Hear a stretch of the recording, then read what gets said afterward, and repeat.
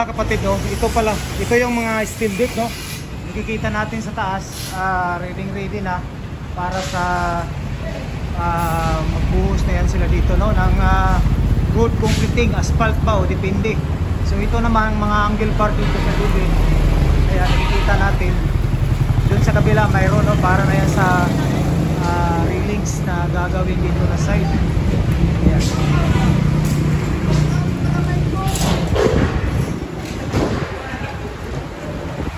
So ayan, no, angle bar. So para yan dito sa ano,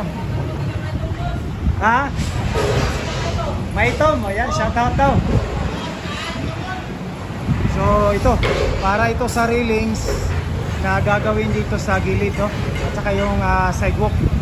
So sa ngayon, ayan, no, ito pala yung pangalan dito. Ito pala yung pangalan dito, itong steel. So para sa ilalagay nila sa taas. Ayan, no.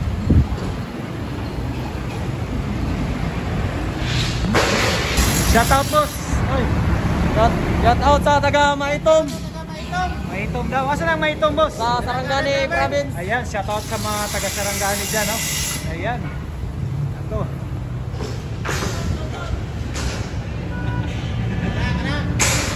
Roel P. Oh, shout out boss sa mga pamilya. Mga anak ko sa bawo. Maitom, Sarangani din, na. Shout out sa mga uyab ya. Wala may uyab. Kita pa binog Davao. So sana siya boss kanang kuan steel deck mo na nang kuan preparation. Tapos pagkasunod na simento na. Buhos. Bakal pa. Okay. So yan, no, steel deck tapos bakalan. Tapos ang buhos sana, boss. Sunod pa. Sunod. Okay. Tapos na sa pagbakal. Pagtapos sa bakal, ayan, no, isisimento siya na, boss, asfalto o simento? Simento concrete talaga, ayan.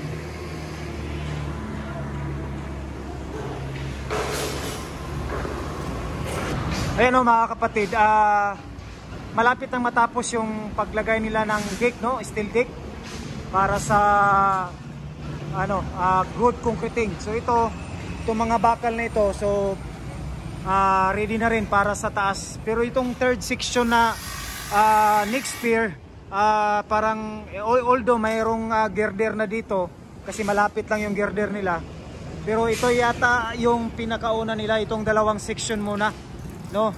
Dapat malagyan lahat ng mga materialis, mapataas siya. So ito yung nilalagay nila dyan sa mga ganyan, no? Yung mga bawat space ng girder sa taas, itong steel deck.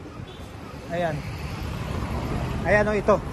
So ang haba nito nasa siguro mga 1.5 ang haba nito. Ayan. So dito halos itong first section na pier, okay na, no, natatapos na dito. Ayan, so next nyan, babakalan na nila. So ito na yung mga bakal para sa road concreting nila. So itong mga angle bar, yun nga, parang support yan para sa gagawing railings dito, sidewalk dito sa gilid. Ayan. So ayan, mga kapatid, no, so dinaanan natin to kasi pupunta kami doon sa may Twin Tunnel, Barangay Waan. Ayan, so ang abutment dito, hindi pa. So ito yung ito na pala yung abutment nila.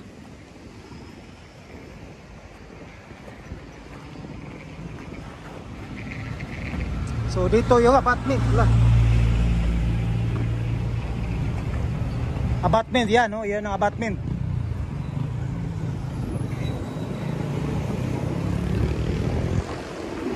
So silip lang tayo, may hagdan.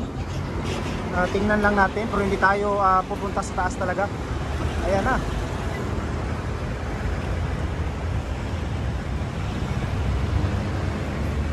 So at least nasilip lang natin. Ayan, o, may hagdan. Pero hindi na tayo pupunta doon. Ayan, si Tito Tans kasama natin.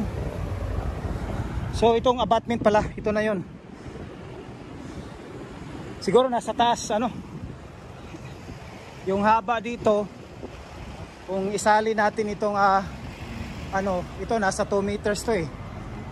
2 meters plus galing sa baba mga 3 meters, so nasa mga 5 sobra 5 meters ang taas. So yun ang magawa pa yan sila dito ng ano pa, siguro anong design nila, o blocks ba o riprap.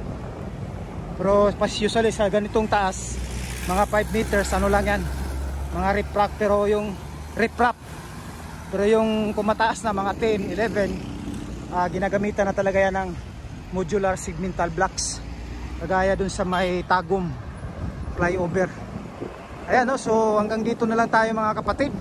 I hope nakapagbigay tayo ng update sa inyo. Maraming salamat, and don't skip ads, don't forget to subscribe, and God bless you all as you watch.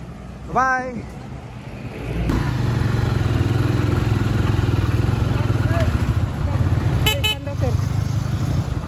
Thank you. Wait, hindi ko magbawa ng dito daan. Sanang mag-vlog ko ani ba? Ano mag-vlog sa gasolina lang dito. Dito ka ba? Ibang yung stand. Ako na siya oh. Para sa rating. Dito pizza na.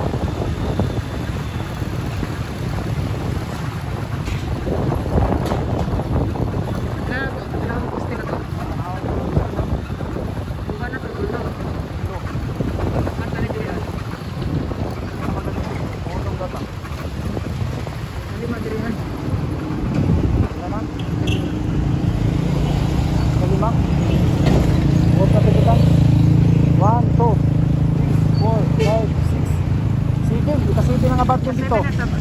Unang na ni.